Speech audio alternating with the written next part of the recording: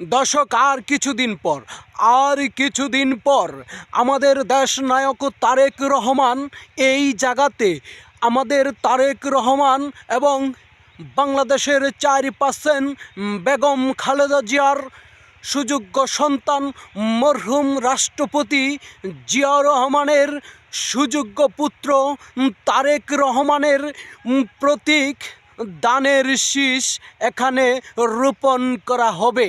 এই জন্য প্রত্যেকটা চাষি ভাই কৃষি ভাই হাজার হাজার দানের চারা রোপণ করেছে। সেই চারা থেকে এখানে ধান চাষ করবে সবাই মিলে আমন্ত্রিত, এবং সেই ধান যখন করা হবে দেখবেন হাজার হাজার ধানের শীষে সবুজে পুরা আওয়ার সবুজ হয়ে গিয়েছে। আর 12 ফেব্রুয়ারি নির্বাচনের দিন আমাদের ধানের শীষ মার্কা জয় লাভ করবে।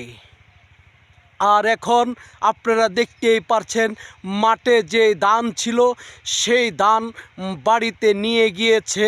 নিয়ে যাওয়ার পরে ধান শুকায়া গোলাতে রেখে যা বাঙ্গাইবার কাম বাঙ্গাইছে, এখন সেই ধান থেকে চাউল বের করে পিঠা বানাচ্ছে।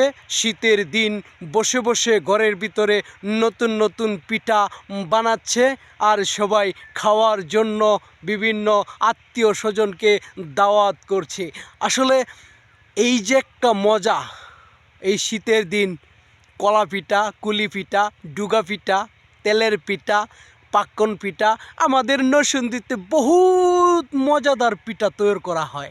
সেই পিঠা খাওয়ার জন্য কিন্তু আপনারা জানেন যে আমাদের নরসিংদীতে বহুত প্রকার পিঠা হয়, ঠিক আছে। এই পিঠা মানে এত স্বাদ লাগে, খেজুরের গুড় দিয়া যখন পিঠাটা বানাই, হ্যাঁ, অরিজিনাল গুড় দিয়া যখন ডুগা পিঠা বানায় আর তেলের মাঝে সারে গরম গরম পিঠাটা বইয়া খাইলে কত যে মজা লাগে। হাই রে প্রবাসী দোস্তরা, তোমরা যে